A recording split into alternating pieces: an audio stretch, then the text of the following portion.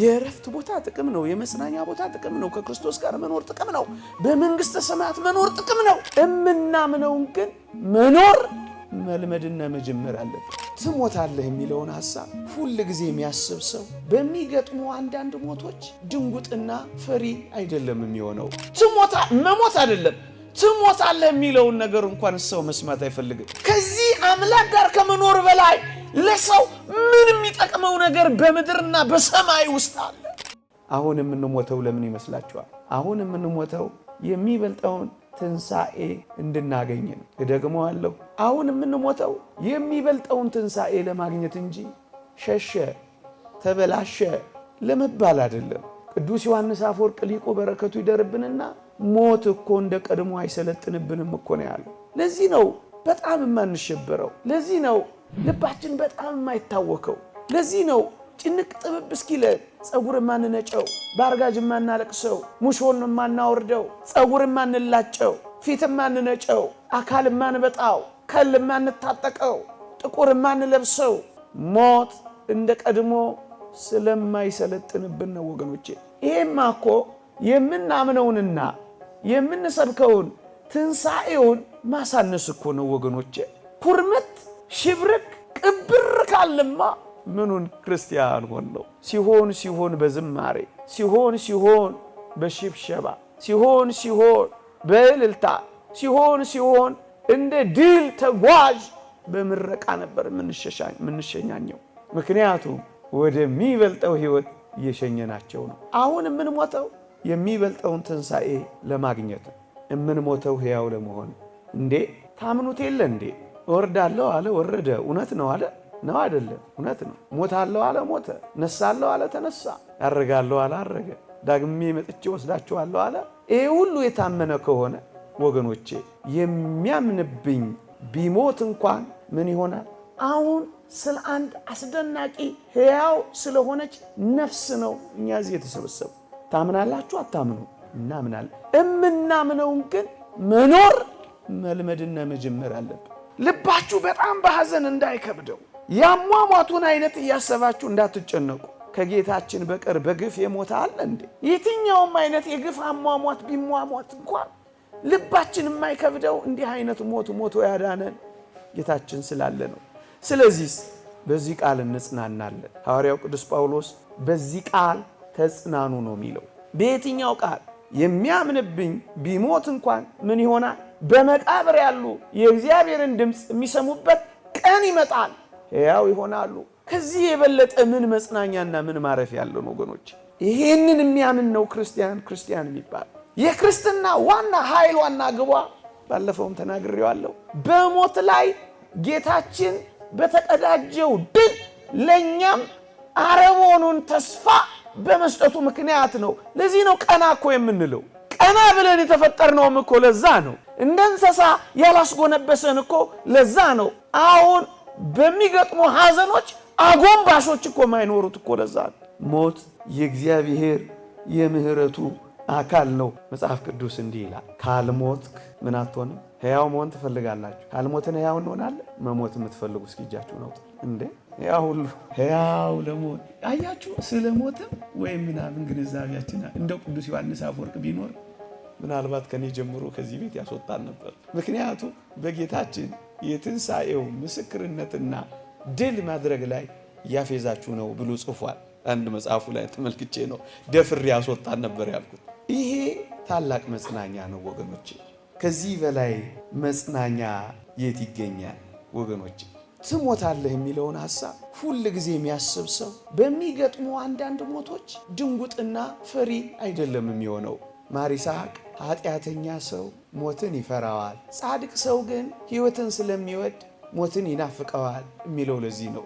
ኃጢአት በጣም እየተጫነን ሲመጣ ወገኖቼ በጣም ፈሪዎች፣ በጣም ድንጉጦች፣ በጣም በሞት ፊት በጣም ምስኪኖች ነው እየሆንን የምንመጣው። በጣም ነው ፈሪዎች ምን ሆነ። የጽድቅ የቅድስና የዘላለም ሕይወት ተስፋ በልባችን ሲመላለስ ደግሞ ሞትን በጣም ነው የምንንቀው። እንደውም አሁን እንዳለው ማር ይስሐቅ ሞትን የምንናፍቅ ነው ምን ሆነው ወገኖቼ። እዚህ ደረጃ ላይ ስለምንደርስ ነው መሞት አይደለም ትሞታለህ የሚለውን ነገር እንኳን ሰው መስማት አይፈልግም። አሁን መራር ነው። ይህን ማስተማር እንኳን ከባድ። ግን አንድ ዘላለማዊ እውነት መጽሐፍ ቅዱሳችን ላይ ተቀምጧል። አሁን ወገኖቼ ጥቅም ነው። እኛ ገና ስላልገባን ነው እንደ ጉዳት የምናየው። ጥቅም ነው። ለዚህ እኮ ነው ጥቅም ነው ብሎ የመሰከረን። ይህንን ቃል ትቀበሉታላችሁ አትቀበሉትም? ምን ነው በከፊል ነው አንቀበለው? ጥቅም ነው። ለምንድን ነው ጥቅም የሆነው? ራሱ ይመልስልናል። ፊልጵስዩስ መልእክት ምዕራፍ 1 ቁጥር 21 ላይ ነው ይሄን ያለው። ለምንድን ነው ጥቅም የሆነው ሲል ከሁሉ ይልቅ እጅግ ምን የሚል ነው? የሚሻል ወደ ተሻለ ህይወት ነው ያረፉ ደጋግ ክርስቲያኖችን የምንልካቸው ወገኖች። ሁሉ ጊዜ አስቡት። በጣም ወደ ተሻለ ህይወት እንዴ! ከጌታችን ከመድኃኒታችን ከኢየሱስ ክርስቶስ ጋር ከመኖር በላይ ምን የተሻለ ህይወት አለ ወገኖች? አለ? ምን ቃላት ይገልጸዋል? ምን ቅኔ ይበቃዋል? ምን ስፍራ አለው? በደረቱ የሲኦልን እሳት ታቅፎ ከማሻገር በላይ እንዲህ አይነት አባት የት ይገኛል? ምን መዝነን ምርር ብለን እናለቅሳለን ወገኖች? ምን አስበን ሞቱብን ብለን እንጨነቃለን? ከኛ በላይ ከሚወዳቸው አምላክ በላይ እንዴት አድርገን ልንወዳቸውና ልናፈቅራቸው እንችላለን? ከዚህ አምላክ ጋር ከመኖር በላይ ለሰው ምን የሚጠቅመው ነገር በምድርና በሰማይ ውስጥ አለ? አናቅልለው እንጂ ክርስቲያኖች። ሰማያት ቢጠቀለሉ ምድር በአንድ ቋት ውስጥ ብትገባ በምድር ያለው ሀብት ሁሉ ቢሰጠን ከጌታችን ጋር ከመኖር በላይ ምን ህይወት አለ? እባካችሁ እንደ ቀላል እንዳትመዝኑት። ለሄ ከክርስቶስ ጋር ልኖር እናፍቃለሁ የሚለው ለማለት ብቻ የተባለ ይመስላችኋል? ለኛ ነው ጥቅስ ብቻ እየሆነ የተቸገርነው ወገኖች። ወደዛ ቅፍ ነው የላክነው ወንድማችንን ብለን እና ምን ይሆን? እሱ ነው እኮ ማያጽናናን፣ እሱ ነው እኮ የሚረብሸን፣ እሱ ነው የሚነጠን።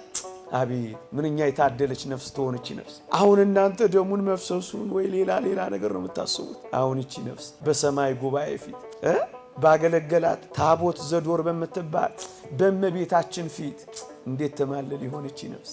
አቤት እንዴት ብርሃን ትጎናጸፍ ይሆን? ይሄን ታምናላችሁ? እመኑ እንጂ። አሁን እኮ አለማመን ነው ልባችንን የከበደው። ወደ ሰማይ የምንልካቸው ነፍሳት እንዴት ወደ አስደናቂ ብርሃን ገቡ። ድል ከነሱ ከበኩራት ማይመር ጋር ዘመሩ። ምን የምስራች አለ! ምን ደስታ! ይሄ እኮ ክርስትናን በጥልቀት ለገባቸው ሰዎች ይቅርታ ያርጉልኝ የሰርጋቸው ቀን እኮ ነበር። አባፋም ለዚህ ምስክር ነው። ምስክር ሳላነሳ ይሄን አልተናገርኩም። አባፋም የተባለ አባት ሊገሉት ሲመጡ ነጭ ልብሱን ለብሶ ወጣና እነሆ የሰርጌ ቀን አላት። ጭንቀ የምን ቀን ገና እኮ እኛ እኮ እንደው ይቅርታ እናንተ ማሳነስ አይደለም ራሴን በማየቴ ነው ይሄን የምለው። እዚህ ውስጥ ይሄን ስንት የበቃ ይኖር ይሆናል። የሰርጌ ቀን እናንተ የምታውቁት የሰርጌ ዕለት ሌላ ሊሆን ይችላል ነውም አይደል? እንጃ። የሰርጌ ዕለት የሚለው እኮ የክርስቲያኖች ከክርስቶስ ጋር ሙሽርነትን የተቀበለበት እኮ ነው። የሚዋሃድበት ቀን እኮ ነው። አብሮ የሚኖርበት ቀን እኮ ነው አይደል? ራት አለ፣ ሰርግ አለ። ወደዛ ሰርግ መላክ ጥቅም ነው ጉዳት ነው? እናንተ ምንድን ገና 5 ደቂቃ አልታስብብኝ ነው ጌታ ከፍቶታል። ወንድማይ ግድ የላችሁ ፍቅራችሁ የታወቀ ነው። ከጌታችን ፍቅር ግን እንደማይበልጥ እርግጥ ነው። ሐሳባችሁ ልክ ነው። ከጌታችን ሐሳብ በላይ ግን ብታስበልጡት ጣዖት አምልኮ ነው። እግዚአብሔርን መከልከል እንችል ዘንድ እኛ ማን አይደል ያለው ማን ተው እንለው ዘንድ እግዚአብሔር በሰራው ስራ በፈጠረው ፍጥረት በሚወደው ውድ በሞተለት ከሞተለት በላይ እናንተ ልትቆሙለት ምን ይወደደው ከሱ ጋር ከመኖር በላይ ምን አለ? ህሊና ማይመረምረውን ቃል ገልጦ ሊናገረው ስለማይችል ዝም ብቻ ነው የምንለው። የሚበልጥ ደግሞ ወገኖቼ ያ ለደጋግ ክርስቲያኖች የመጽናኛ ቦታቸው ነው። ደግሞ አለው የመጽናኛ ከተማቸው ነው። የማረፊያ ከተማቸው ነው። የመካሻ ከተማቸው ነው። አይካስ ልትሉ ነው። አይጽናና ልትሉ ነው። አይረፍ ልትሉ ነው። ይህም መጽሐፍ ቅዱስ አብነት እናምጣ። አልዓዛር ናነዌ በሉቃስ ወንጌል ምዕራፍ 16 አታስታውሱ? ምንድን ያለው? ጻድቁ አባታችን አብርሃም እቅፍ ሲገባ ምንድን ያለው? እንደው ባክላክልኝ የጣቱን ጫፍ ውሃ ነክቶ እንዲያበርድልኝ ብሎ ሲጠይቀው እንደው ዝርዝር ውስጥ አልገባም እንጂ ያ ጣት እኮ ቁስሎቹን ያከከበት ጣት ነው። ያ ጣት እኮ እንኳን ጣቱን ሊያይ በሙሉ አይኑ እኮ ደሃውን ያላየበት ነው እኮ። አሁንስ ቅርቡ አፍንጫው ስር ሆኖ ያልተመለከተውን ርቆ እኮ ነው የሚመለከተው። እና ምን አለው? ላክልኝ አልዓዛርን አለ። አልዓዛር እንዲህ አለ፣ አብርሃም እንዲህ አለ፣ አንተ በምድር ሳለ መልካም እንደኖርክ አስብ አለውና እርሱ ግን በዚህ ምን ይላል አታውቁት ይሆን? ምን ይላል እሱ? አልዓዛር በአብርሃም እቅፍ በሰማይ ጉባኤ ፊት ምን ይላል? ይጽናናል። ወደ መጽናኛ ቦታቸውን የሸኘናቸው እርፍ ወደሚሉበት ምን አይነት ቃላት ይገልጻት ይሆንችን መጽናና? እንደዚህ እንደ ምድር እንዳታዩ። እሱ በዚህ ይጽናናል፣ አንተም ትሰቃያለህ እኮ ነው። የመጽናኛ ስፍራችን፣ የመጽናኛ ቦታችን፣ የማረፊያ ቦታ። ይሄማ ድካም ነው፣ ደከመን ሌላ ነገር ስላለን እንጂ ድካም ብርቱ ድካም። እሱ በዚህ ይጽናናል። ቃለ አብ በዚያ በሰማይ ጉባኤ ፊት ምን ይላል? ታምናላችሁ አታምኑ? በመጽናኛና በእረፍት ቦታ ነፍሴ ሆይ ወደ እረፍትሽ ተመለሺ፣ እግዚአብሔር መልካም አድርጎልሻልና አይደለም የሚለው። የማረፊያ ቦታውን ማን ሊነፍገው ይችላል? ያገለገለው አደግድጎ በምድረ በዳ ዘር ባልተዘራበት ስፍራ እንደተከተልሽኝ አስቤያለሁና ቅዱሳንን ስላገለገላችሁ አሁንም ስለምታገለግሏቸው እግዚአብሔር ለስሙ ያሳያችሁትን ፍቅር ይረሳ ዘንድ አመፀኛ አይደለም ይላል ቅዱስ ጳውሎስ። የእረፍት ቦታ ጥቅም ነው። የመጽናኛ ቦታ ጥቅም ነው። ከክርስቶስ ጋር መኖር ጥቅም ነው። በመንግስተ ሰማያት መኖር ጥቅም ነው። አሁን እኛ ገና ስለሆነ ይህቺ ነፍስ ፍጹም ሆነች እኮ እንደሚሉ ታውቃላችሁ። ሲያርፉ ደጋግ ክርስቲያኖች ቅዱሳን መስተጋድላን ሲያርፉ ፍጹም ሆነች እኮ ነው የሚባለው። የፍጽምናን ሕይወት አገኘች እኮ ነው የሚባለው። ፍጹም ሆነች፣ ወደዚህ ፍጽምና ገሰገሰች። እንግዲህ ማን ሊያስቆማት ይችላል? የፍቅር እንባ እያለቀሳችሁም ቢሆን የግድ ይሄንን ማሰብ ክርስትና ያስገድዳችኋል። ማመናችሁ ግድ ይላል። ካመናችሁ፣ ከተቀበላችሁ፣ በተቀበላችሁት ከኖራችሁ ቀና ትላላችሁ። ምነው አብሬው በሆንክ የምትሉ ጠብ ወዳጆቹ ጓደኞቹ ትኖራላችሁ። ከእናንተ በላይ አጠገቡ ማን ነበር አልነበር? አደራችሁ እንደዚህ ያላችሁ እንዳትገዳደሩ፣ እንዳትመራመሩ፣ ይሄ ቢሆን ያ ቢሆን እያላችሁ ሂሳብና የሆነ ፕሮፖዛል ነገር እንዳትሰሩ። የእግዚአብሔርን ስራ ማን ይመረምረዋል? የሚመረምረው አለ። ለምን ብለው የሚጠይቀው አለ። መርምሮትስ የሚያውቀው አለ። ማድነቅ ብቻ እና ወደዚህ ፍጽምና፣ ወደዚህ ረፍት፣ ወደዚህ የመጽናናት ህይወት፣ ወደዚህ ህይወት ነው የገባቸው። ሄሮኒመስ የተባለ ሊቅ ምን ይላል? እቴ ሞት አንቺ ደጃፉን ካልከፈትሽልኝ በቀር አምላኬን እኮ ለማየት መዝለቂያም የለኝ ይላል። አምላኩን ከማየት በላይ በሞት ደጃፍነት ተከፍቶለት አምላኩን ከማየት በላይ ለሰው ምን ጥቅማል? ፊት ለፊት ያየዋል። አሁን ቃል አቤት እንዴት እንደሚደሰት እስኪያስቡ። እኛ ነን እኮ አሁን ትንሽ የጨነቀ አይደለም የሚያዩት። አሁን ደግሞ እቺ ነፍስ በመካከላችን ትገኛለች። አትገኝ? ትገኛለች። ወደ ጻድቃን መንፈሶች ደርሳችኋል ይላል አይልም የእግዚአብሔር ቃል? ወገኖቼ እኛ መንፈሳውያን ስንሆን፣ ክርስቲያኖች ስንሆን፣ የእግዚአብሔር ሰዎች ስንሆን ጉባኤውን ምክንያት አድርጎ ወገኖቼ ወደ እግዚአብሔር ብቻ ወደ ሰማያዊት ኢየሩሳሌም ብቻ ምን ደርስ እንዳይመስላችሁ፣ ወደ ጻድቃን መንፈሶችም ደርሳችኋል ይላል። አብረውን ናቸው እኮ። ቤተ ክርስቲያን አንዲት ናት? አንዲት አይደለችም። የሰማይና የምድር ህብረት ናት? አይደለችም። አያችሁ፣ እነሱ በላይኛው ቤት፣ እኛ በታችኛው ቤት። ግንስ በአንድ ቤት ውስጥ ነን አይደለንም? በአንድ ቤት ውስጥ እኮ ነን። እነሱ የፈጸሙ ጉዟቸው፣ እኛ ደግሞ ጉዟችን። ግን በአንድ ጣራ ስር ስላለን እንደ ወንድሞቻችን እንጠራራለን። በአንድ ጣራ ስር እኮ ነው ያለነው። ለዚህ ነው መስዋዕት የምንሰዋላቸው፣ ቁርባን የምናስቆርብላቸው፣ ነዳያን አንድ ላይ ነን ያለነው። እናስባቸዋለን፣ እነሱ ደግሞ እኛን ያስቡናል። ታዲያ ይሄ ጥቅም ነው? ጥቅም አይደለም። አንድ ደግ ሰው በላክን ቁጥር የሚማልድልን፣ የሚጸልይልን፣ ደጅ የሚጠናልን ሰው እኮ ቁጥር እየጨመርን እኮ ነው። ማር ይቅርብ ቺን ጉባኤ አስባት ብለው የሚጸልዩ ብዙዎች እኮ ነው። በእርግጠኝነት ለመናገር በገነት በመንግስተ ሰማያት በገነት ኋላ በመንግስተ ሰማያት የሚያርፉ ደጋግ ቅዱሳንን አሁን ወደዚህ ዓለም ላይ ኑ ውረዱ ብትሏቸው እሺ ይሏቸዋል? ምን ቦታቸው አትሉ? እሺ ይላሉ? አይሉ። በምን ይታወቃል? በደብረ ታቦር አይታወቅም?